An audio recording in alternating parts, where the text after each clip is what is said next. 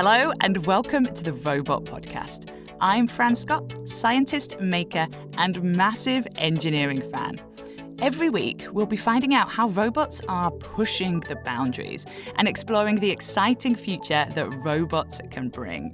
From 3D printing buildings to simulated factories, from robots in education to those working in our retail warehouses, technology is completely transforming our everyday tasks and leading us towards a more innovative future.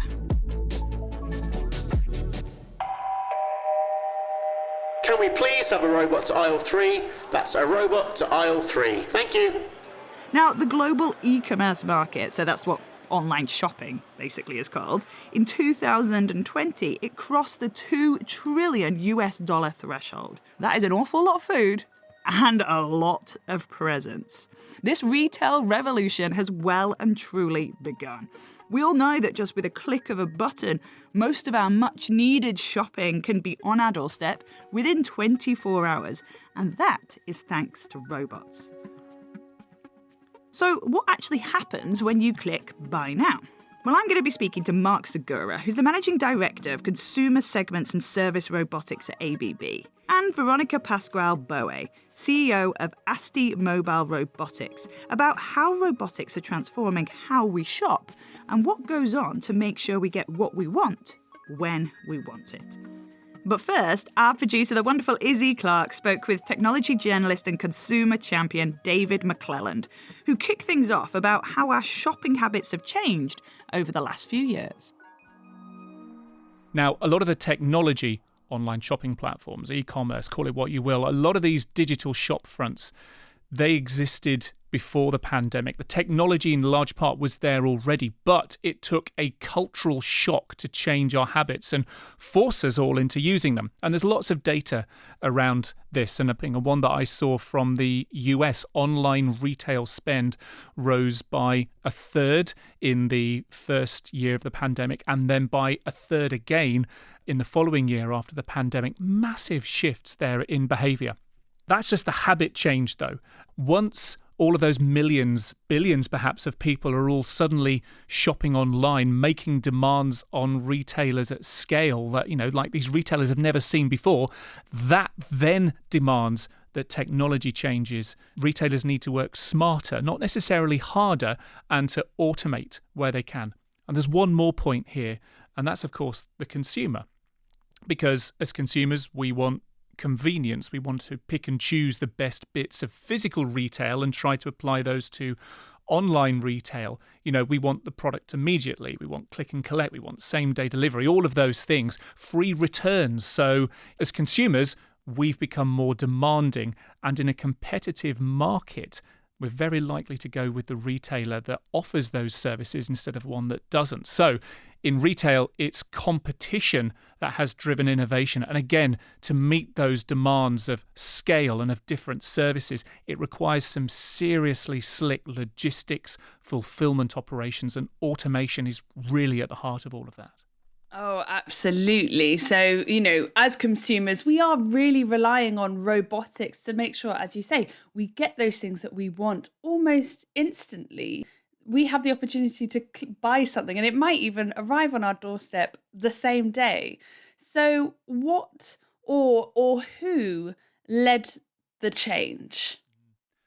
One really interesting company to look at is Ocado, which is a UK online-only grocery retailer. Or is it? You see, Ocado will argue that it's actually a technology company because Ocado innovated early on in how it applied technology to this fulfillment of grocery shopping, getting the items that we select on a webpage or on an app from a warehouse into some bags, into a delivery van, and then onto our houses. There are so many moving parts there, but means there are lots of opportunities for efficiency through automation. And what Ocado did, which I think was very smart, was to spin out the technology part of its business so that not only does Ocado deliver groceries in the UK, it also sells the technology, it calls the Ocado Smart Platform, the technology that enables other retailers all over the world to sell their stuff too. And this technology is really impressive. I mean, Ocado's been spending hundreds of millions of pounds acquiring robotics firms from all over the world to try and improve automation around things like picking and packing. So, picking up uneven shaped products, delicates, and placing them gently into a bag. But the most impressive thing is what they call the Hive. And now this is one of its fulfillment centres in the UK, and they flung the doors open to it not that long ago. Imagine, if you will, an enormous warehouse, several football field size. I'm imagining it. Yeah. Instead of shelves, there is instead this massive grid, and in each square of this grid is a container, a box that's got some products in it. Now, scurrying about on top of all of these, on tracks on top of all of these, at about 9 miles an hour are these robot pickers, square robot pickers, about 2,000 of them, all controlled by this massive artificial intelligence system, which they call the Hive Mind, that knows where each box is, where each product is, how many of those products are in that box, where they need to get to in the warehouse in order to be placed in a customer's delivery bag. And so it controls this swarm of thousands of robots at a blistering pace. It is incredibly impressive and a great example of using automation to fix the challenge of retail at scale. It's safe to say that Amazon have been a pioneer in how we shop, and immediately you think of online shopping. But behind that is all of their warehouses. So how do they work? Because we get something if you've got a Prime account or a next day delivery, it's instant or almost instant. So how do their warehouses work for that to be possible? People think of Amazon as a retail company, but for me, the key here is its software.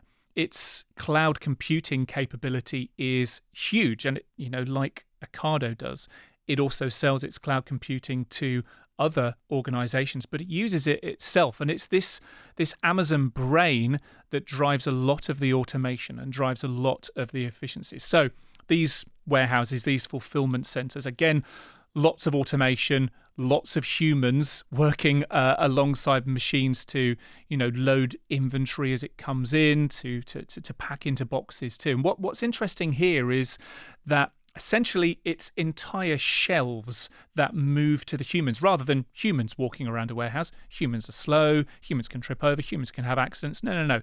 That's not what humans are good at. Let's have humans standing still at a workstation.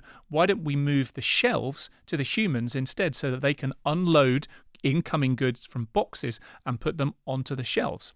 Okay, so not only do you have this incredibly interactive shelving system, but how they organize their warehouses is really interesting. Another thing here is how products are grouped as well, because it's all artificial intelligence driven, again, predicting what stock will be needed when based on historical data, for example, how people have traditionally bought at that time of year, and also other variables as well, like the weather, for example. And so the order in which these products are then grouped is also quite interesting. So again, you go into a traditional bricks and mortar high street store, you will see all of the orange juice on one shelf, all of the dairy products over there, and the bakery items. That's not what you see in a fulfillment center with one of these large online operations, because they will try to make the placement of those products as efficient as possible based upon how quickly it will be to pack similar things into the same box. It might well be you get your suntan lotion on the same shelf as the orange juice or as, Harry Potter books, because the big brain has decided somewhere that people who buy orange juice are more likely to buy Harry Potter books. Who knows? But it's that kind of seemingly random storage and packaging that makes no sense in physical retail, but when you're analysing huge swathes of historical data, makes perfect sense in a fulfillment centre. Thank you to David McClelland. And it's become so clear that none of this would be possible without automation. We all take this for granted, that we can just buy things online. At least I know I do. Imagine the scenario, you're in a rush because, let's say, you've left all your seasonal shopping to the last minute. You see that ideal gift online, you click buy now, and more often than not, that gift will be on your doorstep 24 to 48 hours later. But how do robotics make all of that possible? And where are they actually used in this process? Well, I caught up with Marc Segura, the Managing Director of Consumer Segments and Service Robotics at ABB, who explained where all this began. Now today we're all used to Amazon, and most of the brands have an online offering. But actually, if you look back in the 90s, there were companies like eBay. At the time, we didn't have smartphones. It was everything on your desktop. But basically, when internet started to become available and web pages started to appear, there were the first companies who thought about a different business model, which was basically to create a marketplace, a web place where they would offer a big assortment of products where you could start to buy online. It was a very simple model. These companies were building up an interface to manage all the inventories, and then in the back end they would have physical warehouses. They would procure these different products, store them in the right way, and start to improve their delivery process once you buy and click online. So let's lift the bonnet a little bit on the processes that happen. So in terms of when I click buy now, what chain reaction does that lead to? Yeah. So first, and everyone understands, there's a very great IT infrastructure. These companies have, of course, the web pages. These web pages are connected to their internal IT systems, which basically is a big warehouse IT system where they are looking for the product that you have requested to buy, and they're looking into their different warehouses. Where can I find it better? Where can I find it fast? And they start to match the request with the demand, matching your order with the inventory. So they're starting to send orders to the fulfillment centers, but basically it's these warehouses where this magic of e-commerce happens. And there inside the fulfillment centers, the products that are stored are retrieved and consolidated in an order, which is the order list that you place in internet. Once after you have retrieved the order, you have picked the order, you need to send it to the right neighborhood, to the right street, to the right city. And that's the process called sorting. In the past, the postal companies were the only ones doing sorting when they would send you your mail. But now the e-commerce companies are also doing sortation when they send you the parcels. Of course they've got to. I hadn't even thought of that. So with this being the robot podcast, I have got to ask, where do the robots come in this process? Wow. I mean, nowadays, mostly all over the process, all across. If you figure out, again, the process end to end, things start by receiving the goods in the warehouses. You can imagine these large warehouses where you got one truck from one brand, the toys brand. Then you have another truck coming in. It's the food brand. Then you have the electronics brand. And the first thing you need to do is to take all those products and put them away in the storage. And here is where robots start to really automate a lot of the tasks. They can be automated. Mobile robots, AMRs, can be unloading the trucks with forklift and putting them in shelves. And then once the things are stored and you want to retrieve them, again, you can have mobile robots picking the things from the shelves and bringing them to order picking stations where you can have robots picking objects and putting them in a shopping bag. And then for sorting the things to the right destinations, nowadays we also use robots. The robots are finding the right destination, which is the address, and they just tilt the parcel, they put them in a chute, and down in the basement floor, there is another robot picking up and putting it into a trolley that will go into the van that will go to that neighborhood. So basically, when I ask where are they used along the process, they are the process. They are becoming the process, but this is really a very labor-intense process with many jobs that are really, really tough, tedious, repetitive. I mean, many people having problems in their arms, in their back. Retail still has a lot of demand fluctuation. So there are seasons like Christmas or other dates where really the companies cannot find enough people. So automation is leveling the demand, but at the same time it's making the workplace a safer place. So that's some of the benefits of using robots in this process. Are there other benefits as well? Yes, you also have the quality of the order fulfillment. You don't want to make mistakes. You don't want to ship at the wrong house, the wrong order. And these, of course, humans are more prone to especially after 8 hours or 10 hours of doing the same thing or putting the wrong label or reading the wrong label or putting in the wrong place. Robots are basically not doing that mistakes. At the moment, there does seem to be a huge use of robots and robotics in the warehouses and fulfillment centres and the sorting. But in a way, they're behind the scenes, I suppose. We don't necessarily see them. Are we going to see robots in our stores when we pop down to, I don't know, pick up some broccoli or a pair of trousers? Yes. It is clear that the physical shops, we still like them. But we like them to be better. We like them to be an experience, somewhere where we can experience the product, where we can learn about the product. And one of the things that they're doing is to turn them into omni-channel centers, meaning that you can be in a shop, but you can be at the same time in the webpage of that retailer. So you can buy online and click back on the store. You can ask to be given some products to test. We have robots now in shops where they are preparing little orders in the corner. In Korea, we have robots that are doing personalized makeup. You go into the shop, you have a small machine with a robot inside and a screen. They read your face, they check your face against Instagram, and they will propose a tone of makeup. You choose it and the robot would prepare it live for you, your personalized makeup. So from order fulfillment to customized product preparation, robot will be in the shops to make the shop a better experience. And that's what retailers are looking for to become still and stay relevant against e-commerce and the direct-to-consumer that the brands are trying to sell from internet directly to the customers. And it sounds a bit like an oxymoron, mass customization, mass flexibility, because you think, oh, it's for the masses. It is, but it's personalizing it for everybody. Absolutely. It sounds like an oxymoron. It probably was. And there is no way back on this trend. There is no way back. Consumers are getting used to get what they want, when they want, the way they want. You could look at that from a negative perspective, but if we turn the whole thing into positive thing for employment, for companies, for sustainability, it doesn't have to be bad necessarily. But at the same time, I mean, consumers will not back down on that. They will ask for it and someone will provide it. So it's better that we support this trend and to make it really viable. And I totally agree there. And quite selfishly, especially if it can mean that I don't have to actually go into a physical shop. Let's just have a bit of a recap there at the main stages behind all of our orders, because it is a lot to take in, right? So we've got step 1. Our order is received by the fulfillment center. So basically a giant warehouse with all of the items in it. Step 2. The ordered item is picked by robots. Then it's sent on to step 3, which is packing, and step 4 is shipping. And the very important robots that carry out these tasks are called autonomous mobile robots, known as AMRs. And these robots can navigate in an uncontrolled environment, and they have a sort of higher level of understanding thanks to them having inbuilt sensors, artificial intelligence, 3D and 2D vision, and even more.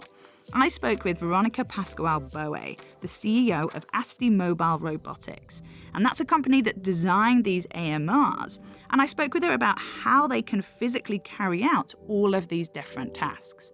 But we started with the question that we're all thinking, what do they actually look like? You can imagine many different shapes, but overall it's a system that is pretty compact, that is of course based on wheels, that has antennas for connectivity, that has different sensors because it's navigating, and that has a different equipment to handle the load, whether it's forks, lifting devices, automatic hooking system, or many others. Right, so these robots are in the warehouses, and I don't know, you need item A from stack B. So one robot will go along to that stack B, lift its table up, get the item from it, move it down. And so they work together in that way. And is that about right?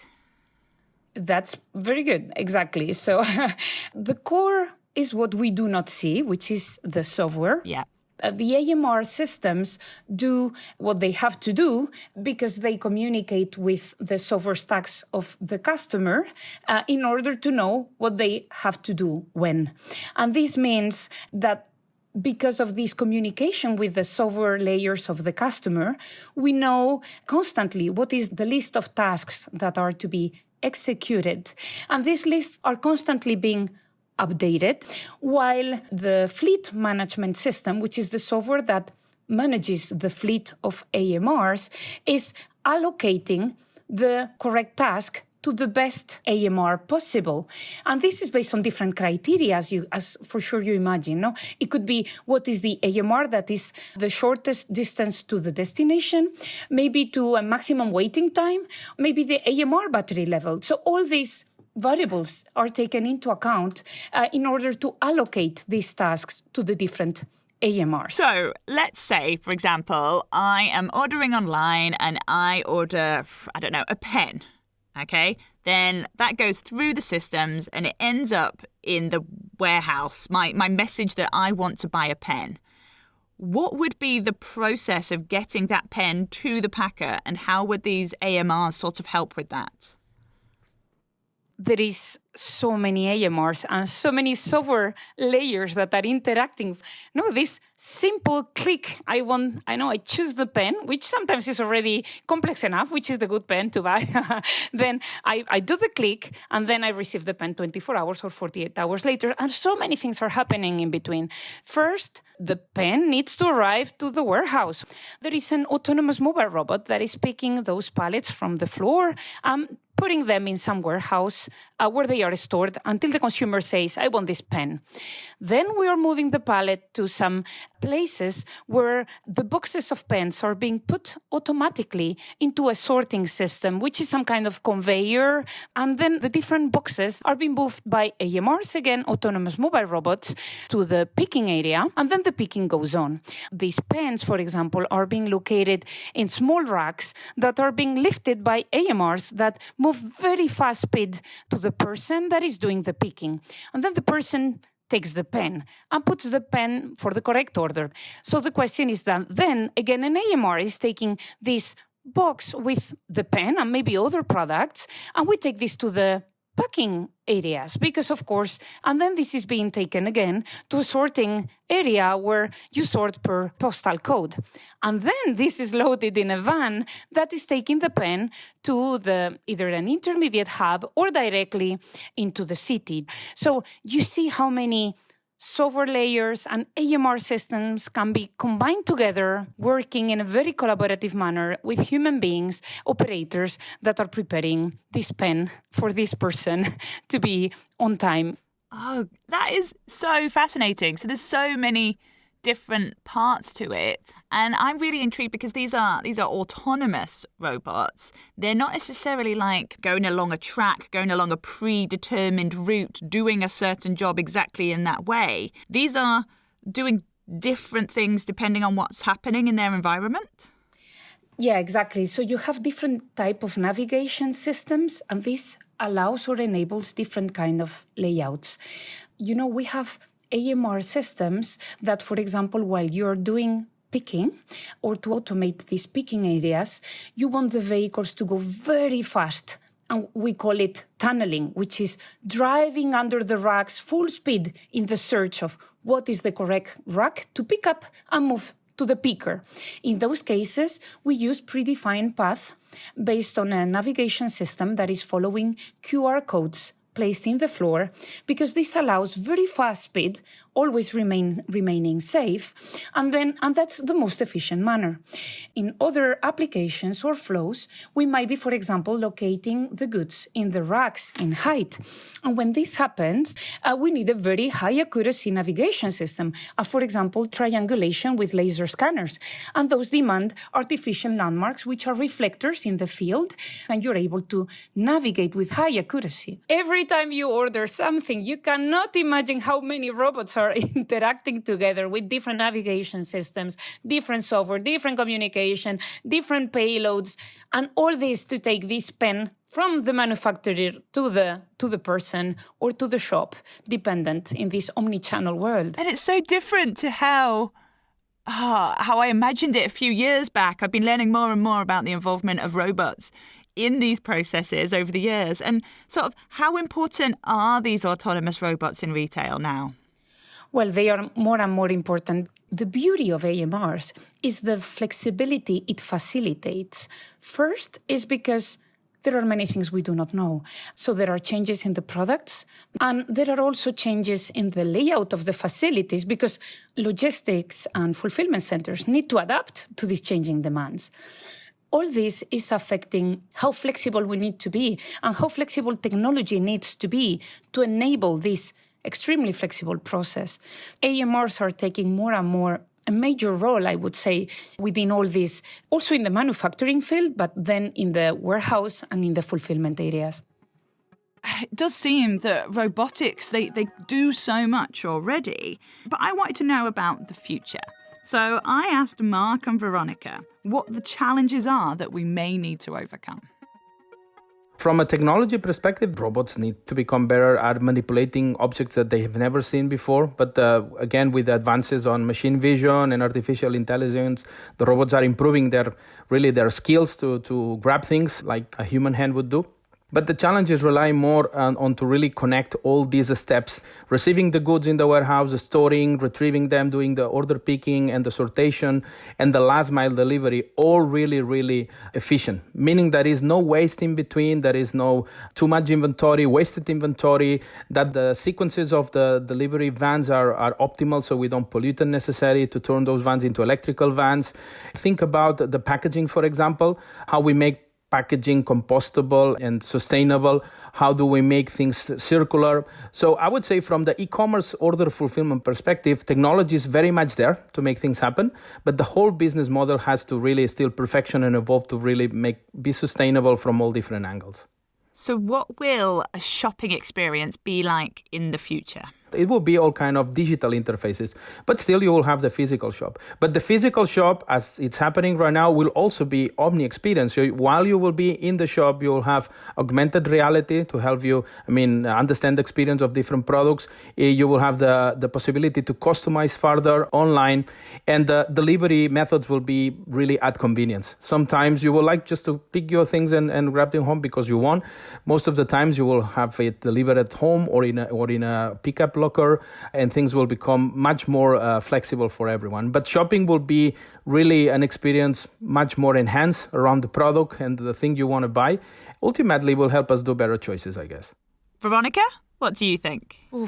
There is so much to be said here.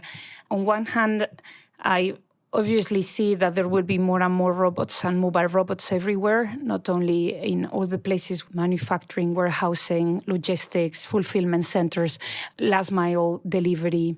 But I also see that the level of e-commerce will still increase a lot. And also these commercial centers or shops or retailers will become more and more experiential. And this is going to change a lot. Last but not least is all this virtual shopping.